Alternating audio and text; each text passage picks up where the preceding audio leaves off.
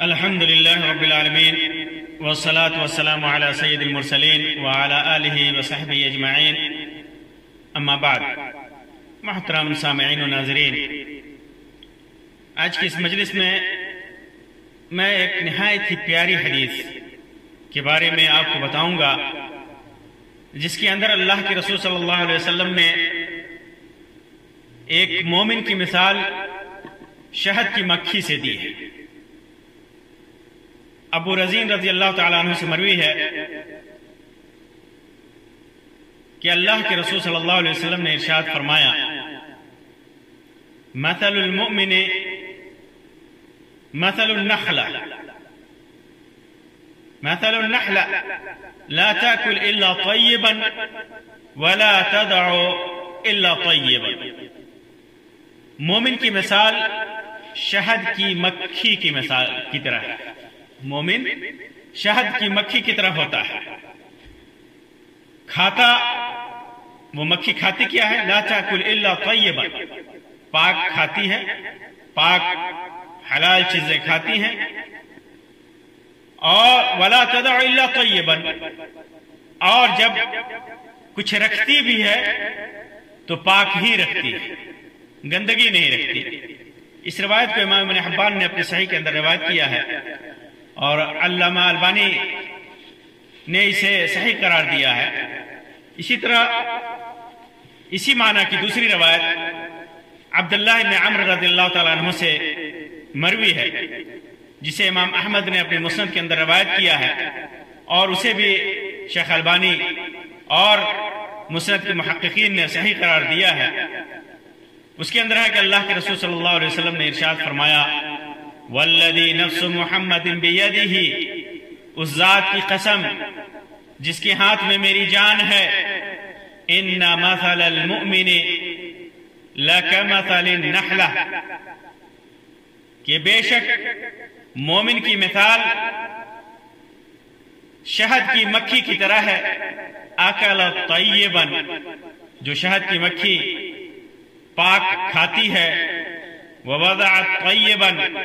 اور کوئی چیز اپنے اندر سے نکالتی ہے تو پاک نکالتی ہے، ووقعت فلم تکسر،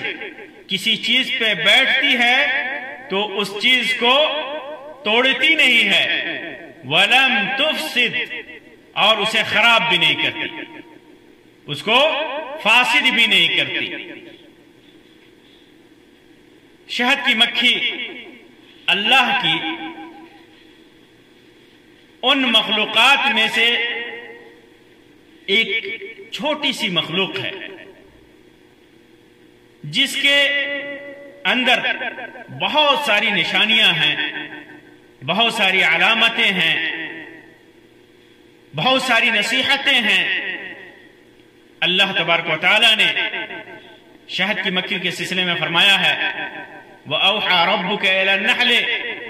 أَنِ اتَّخِذِ مِنَ الْجِبَالِ بُيُوتًا وَمِنَ الشَّجَرِ وَمِمَّا يَعْرِشُونَ، اور آپ کے رب نے شہد کی مکھی کو حکم دیا کہ پہاڑوں میں اور درختوں میں اور ان چھتوں میں گھر بنائے جو اس کے لیے بناتے ہیں، پہاڑوں میں، درختوں میں، گھروں میں، عمومی طور پر جو اس کے لیے بنائے نہیں گئے ہیں، اور وہ چھت جو اس کے لیے بنائے جاتے ہیں، سب میں اللہ تبارک و تعالیٰ نے حکم دیا مکھی کو کہ جاؤ اپنا گھر بناؤ۔ ثم کلی من کل الثمرات، پھر ہر پھل کھاؤ، ہر قسم کے میوے سے کھا کر، فَاسْلُكِي سُبُلَ رَبِّكَ ذُلُلًا، اور پھر اپنے رب کی تجویز کردہ آسان راستوں پر چلو، يَخْرُجُ مِن بُطُونِهَا شَرَابٌ مُخْتَلِفًا أَلْوَانُهُ، ان کے پیٹ سے، ان مکھیوں کے پیٹ سے پینے کی چیز نکلتی ہے جس کی رنگت مختلف ہوتی ہے، ایک شکل اور ایک رنگ کی وہ نہیں ہوتی۔ شہد کی مکھی کے پیٹ سے جو شہد نکلتا ہے، جو عسل نکلتا ہے، جو ہنی نکلتا ہے، مدھو نکلتا ہے، وہ مختلف قسموں کا، مختلف رنگوں کا ہوتا ہے۔ یہ اللہ تبارک و تعالیٰ کی وحدانیت کی کتنی بڑی دلیل ہے، اللہ کی ربوبیت کی کتنی بڑی دلیل ہے کہ ایک مکھی، چھوٹی سی مکھی پہاڑوں سے، درختوں سے، پھولوں سے، پھلوں سے کھا کر کے پھر اپنے پیٹ سے اسے نکالتی ہے اور مختلف قسم کے، مختلف نوع کی چیز نکلتی ہے، اور اس کا فائدہ کیا ہے؟ اس کا فائدہ بھی بے شمار ہے۔ شفاء للناس، فیہ شفاء للناس، اس کے اندر لوگوں کے لیے شفا ہے۔ شہد کے اندر لوگوں کے لیے مختلف بیماریوں سے شفا ہے، اور اس شفا کی صراحت مختلف حدیثوں میں ہے۔ اطباء شہد کے فائدوں کے سلسلے میں اچھی طرح سے جانتے ہیں۔ حکماء شہد سے دوائیاں بناتے ہیں، مختلف بیماریوں کا علاج کرتے ہیں۔ ان فی ذلک لآیۃ لقوم یتفکرون، بے شک اس میں ان لوگوں کے لیے نشانی ہے جو سوچتے ہیں۔ شہد کی مکھی کی حقیقت دیکھیے کتنی چھوٹی ہوتی ہے۔ ڈنگ مار لے کسی کو تو انسان کو کتنی تکلیف ہوتی ہے، لیکن وہی شہد کی مکھی اپنے رب کے حکم سے پہاڑوں میں جا کر، درختوں پر جا کر، پھولوں پر بیٹھ کر، پھلوں پر بیٹھ کر، سب سے رس چوس کر تھوڑا تھوڑا رس اکٹھا کرتی ہے، درختوں پر، گھروں پر، چھجوں پر جا کر کے وہ اپنے پیٹ سے ان چوسے ہوئے رسوں کو، ان کھائے ہوئے رسوں کو پھر اپنے پیٹ سے نکالتی ہے۔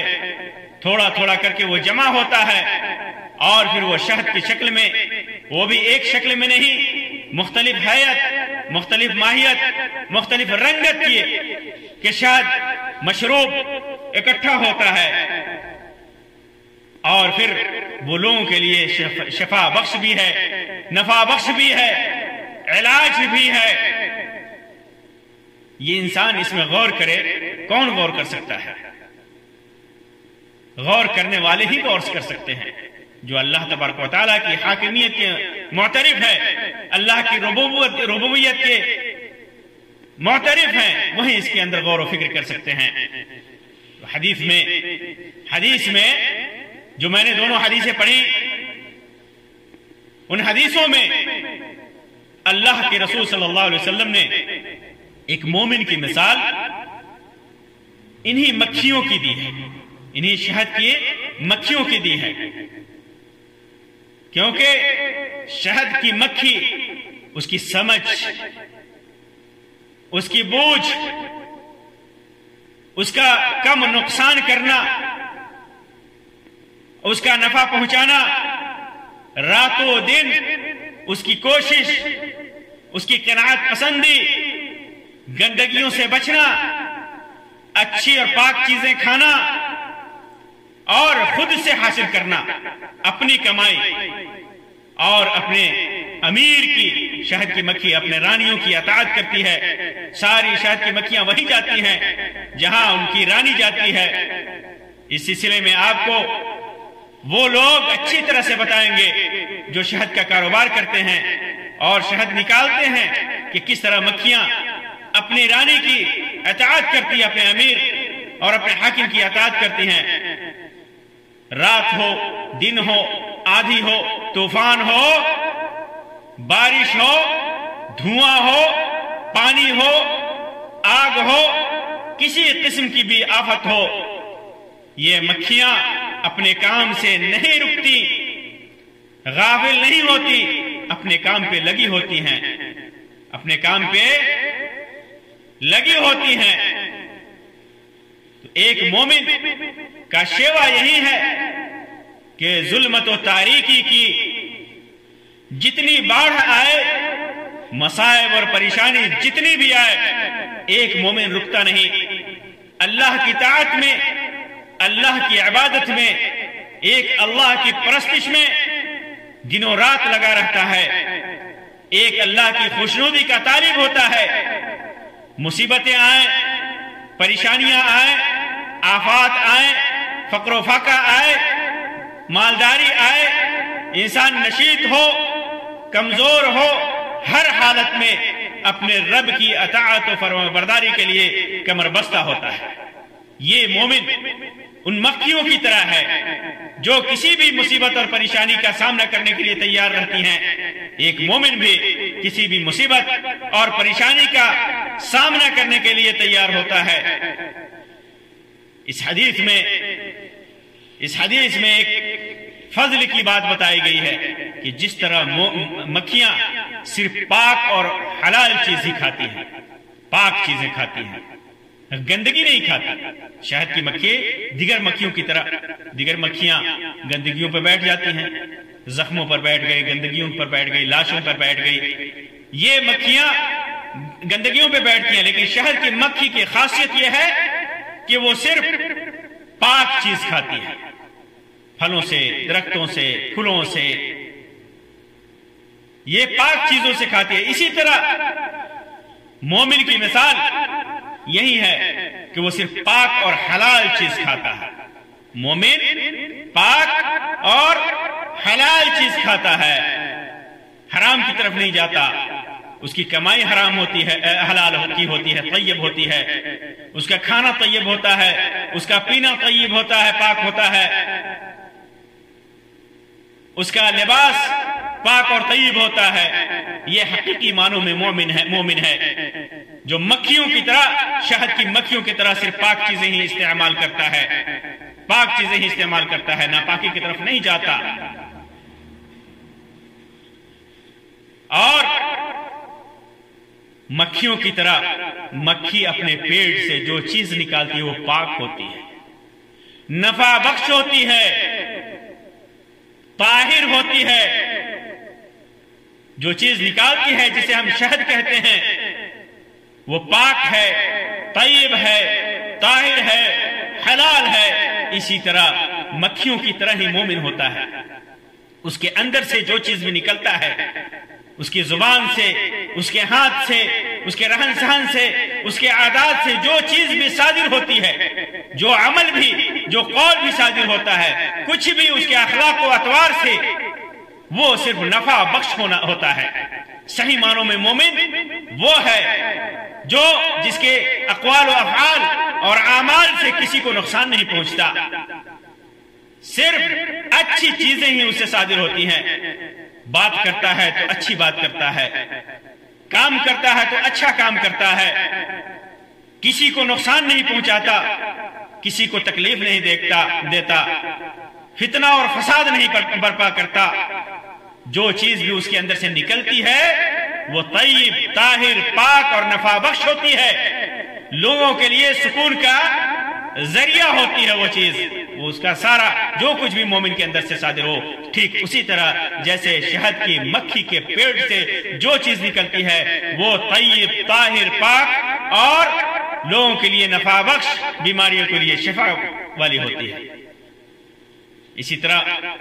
مومن سے جب کوئی ملتا ہے تو اسے نصیحت ہی کرتا ہے، غلط مشورہ نہیں دیتا، غلط مشورہ نہیں دیتا۔ اور مومن کی مصاحبت بھی وہی آدمی اختیار کرتا ہے جو مومن ہو۔ مومن دوسرے مومن کی مصاحبت اختیار کرتا ہے۔ اور اللہ کے رسول صلی اللہ علیہ وسلم نے فرمایا لا تصاحب الا مؤمنا ولا يأكل طعامك الا تقي۔ امام ابو داؤد، امام ترمذی نے روایت کیا، علامہ البانی نے اسے حسن قرار دیا کہ مومن کی صحبت اختیار کرو اور تمہارا کھانا متقی اور پرہیزگار آدمی ہی کھائے۔ تو مومن ہر طرح سے نفع بخش ہوتا ہے۔ مومن کے ایمان کا تقاضا یہ ہے کہ اس کے اندر جو کچھ بھی صادر ہو وہ اس کے اندر خیر اور نفع ہی ہو۔ اسی طرح مکھیوں کی طرح مکھی جن چیزوں سے اپنا رس چوستی ہے، وہ طیب اور پاک و صاف ہوتی ہے۔ اسی طرح مومن جب دولت حاصل کرتا ہے تو یہ کوشش کرتا ہے کہ اس کی دولت حلال ذریعے سے آئے، حلال راستے سے آئے، چوری سے، جوا بازی سے، سود خوری سے، رشوت سے، اور اس کے علاوہ جتنے بھی حرام ذرائع ہیں کسی ذریعے سے حاصل کرنے کی کوشش نہیں کرتا، محنت سے مزدوری کر کے پاک اور حلال ایمانداری کے ساتھ پاک اور حلال چیزیں حاصل کرنے کی کوشش کرتا ہے۔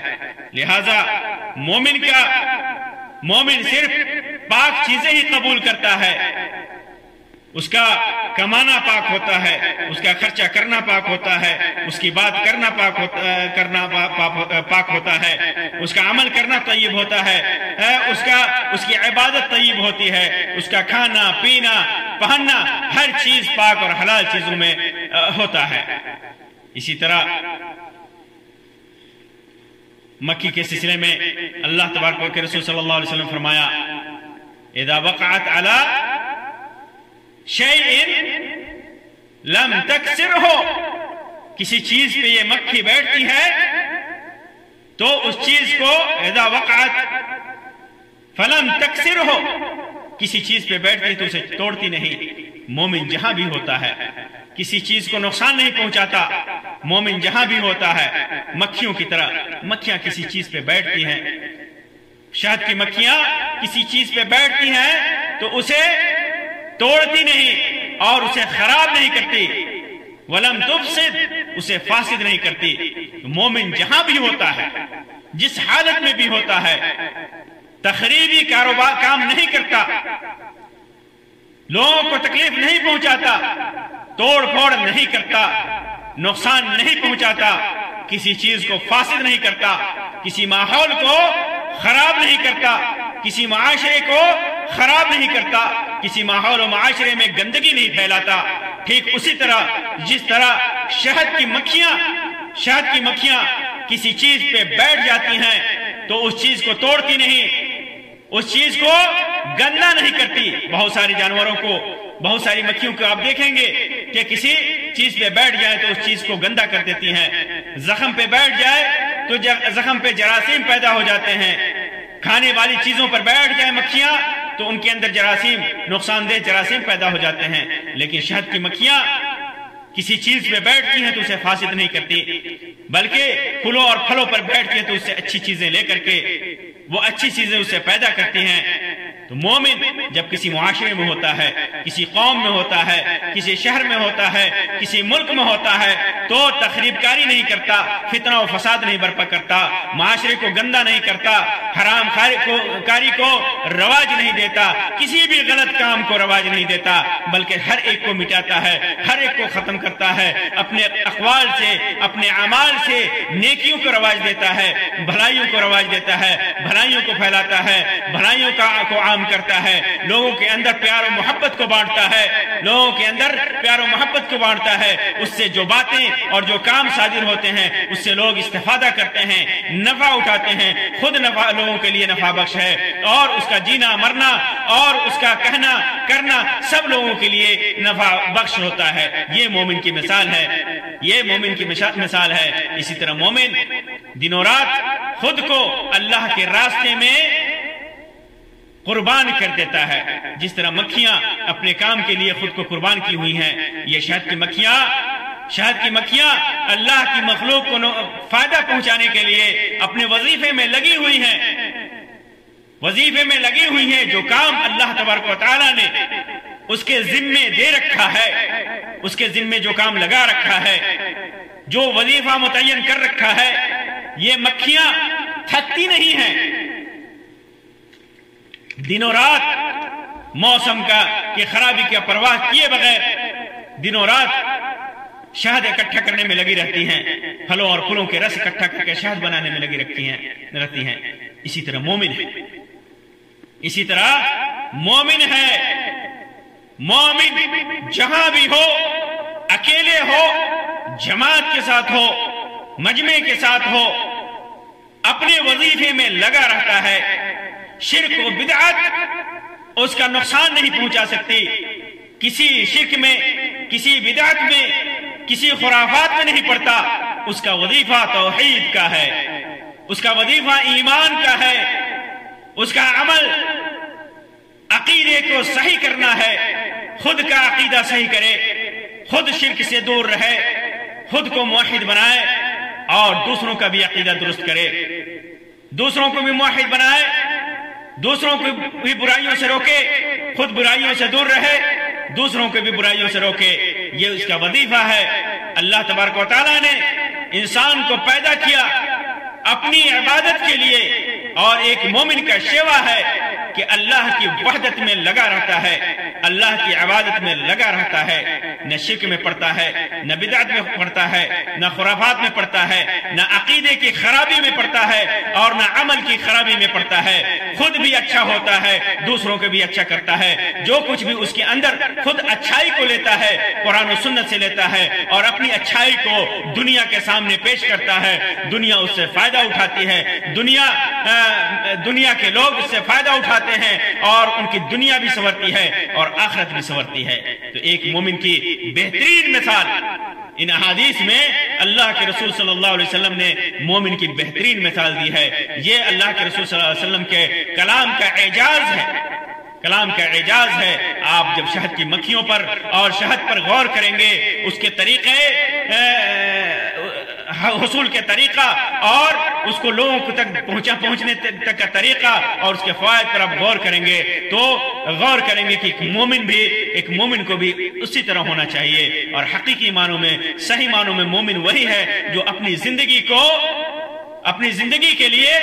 ان مکھیوں سے سبق حاصل کرے اور ان مکھیوں کے جذبے کے مطابق اپنے جذبے کو مہمیز لگائے. اللہ تبارک و تعالیٰ سے دعا ہے کہ اللہ تبارک و تعالیٰ ہمارے ایمان کی حفاظت فرمائے. اللہ تبارک و تعالیٰ ہمیں اچھی چیزیں حاصل کرنے اور اچھی چیزوں کو لوگوں تک پہنچانے کی توفیق عطا فرمائے. اللہ تبارک و تعالیٰ ہمیں اپنے دین کا داعی بنائے. اللہ تبارک و تعالیٰ ہمارے قول و عمل سے اور ہمارے رہن سہن سے امت کو اور مخلوق کو نفع پہنچائے. آمین یا رب العالمین. وآخر دعوانا ان الحمدللہ رب العالمین وصلی اللہ علی خیر خلقہ وسلم. والسلام علیکم ورحمۃ اللہ وبرکاتہ.